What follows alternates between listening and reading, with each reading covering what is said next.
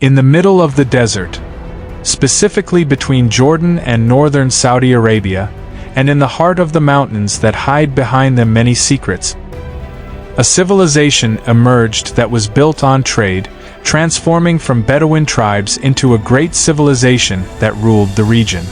These people were called the Nabataeans, and the most famous thing about them is their legendary capital, Petra, the rose-red city carved into the rock. But the truth? What we know about the Nabataeans is just the tip of the iceberg. But when you dive into history, you'll discover an amazing story. The Nabataeans, their Bedouin nature was the secret to their strength.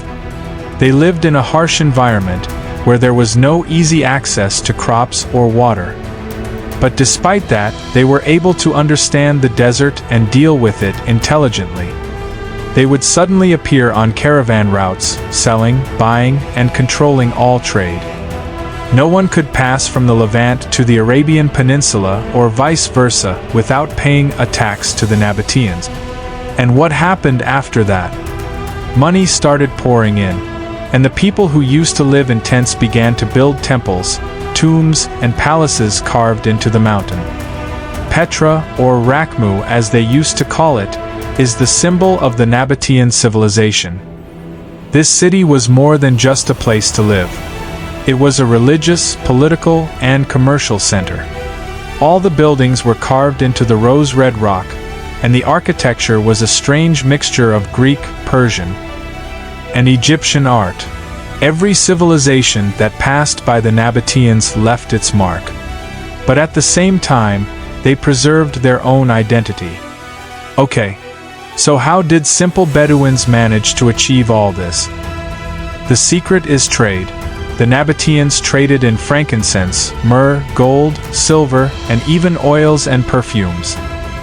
And to succeed, they had to have the ability to negotiate, knowledge of the routes, and the ability to secure the caravans. And that's exactly what happened. The Nabataeans were masters at controlling desert route, and they had a genius system for storing water through huge reservoirs carved inside the mountains, and very fine water channels that transported rainwater from far away. In a dry desert like this, water was more precious than gold, and the Nabataeans managed to control it. But over time, things started to change. Rome, the empire that extended from Europe to North Africa, began to look at the Nabataeans with a strange eye. They said, "How can there be people who control the trade routes and are not under our control?" Yes, the Nabataeans were independent, and their relationship with Rome was volatile. Sometimes peaceful, sometimes threatening. But in the year 106 AD, Rome said enough. They sent a massive army led by the Roman governor Cornelius Palma and attacked the Nabataean kingdom. And even though some historians say that the kingdom fell without a fight, there is evidence that there was some resistance, but it was crushed. And from there, the Nabataean kingdom disappeared. It was officially annexed into the Roman Empire and became a province called Arabia Petraea. But does that mean the Nabataeans disappeared? No, they remained, but they were scattered. They transformed from a political power into a story in history book. And Petra? It became a forgotten city, buried under the sand for centuries, until in 1812, the Swiss traveler Johann Ludwig Burckhardt heard about a mysterious place in the mountains. And with a simple trick, he managed to enter Petra, and for the first time in centuries, the world saw the enchanting rose-red city. What still puzzles scholars to this day is how they were able to carve the mountains like that. How was the architecture so precise? How did they understand engineering and hydraulics despite not leaving behind any papers or books?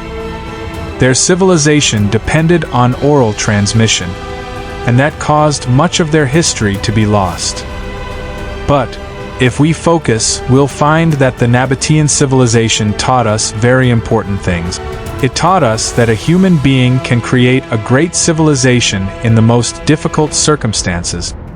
It taught us that cleverness, intelligence, and patience can make you build a city out of a mountain. It taught us that history is not always written by the victors. Sometimes the mountains are the ones that tell the story. And this was the story of the Nabataeans, a civilization that began in the heart of the desert and whose traces continue to speak until today. If you enjoyed this journey, don't forget to like and subscribe, because we still have many civilizations to explore together.